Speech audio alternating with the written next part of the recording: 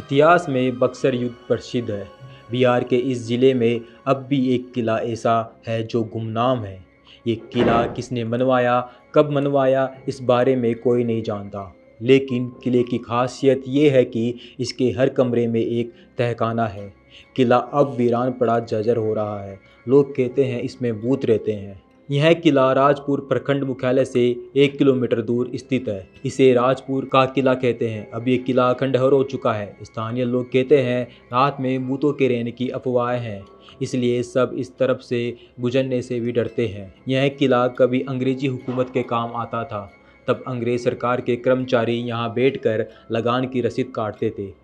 हालांकि किला भारत में अंग्रेज़ों के आने से पहले का बना हुआ है।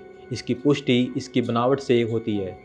इस किले पर पहले कोई राजा रहता था, बाद में अंग्रेज़ों का शासन हुआ तो यह उनके कब्जे में रहा। राजपुर किले में प्रवेश करने के लिए 2 प्रवेश द्वार है, एक पूर्व दिशा में और दूसरा उत्तर दिशा में।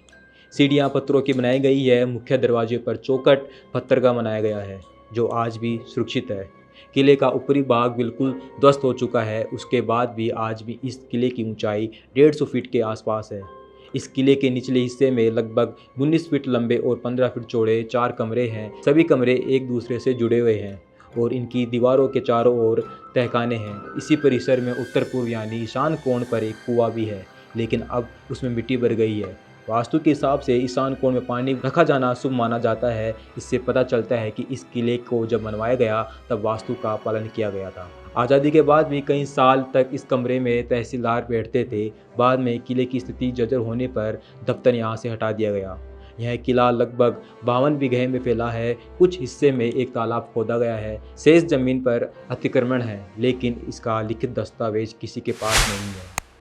इसी प्रकार का इतिहास जानने के लिए आप देखते रहिए भारत रफ्तार।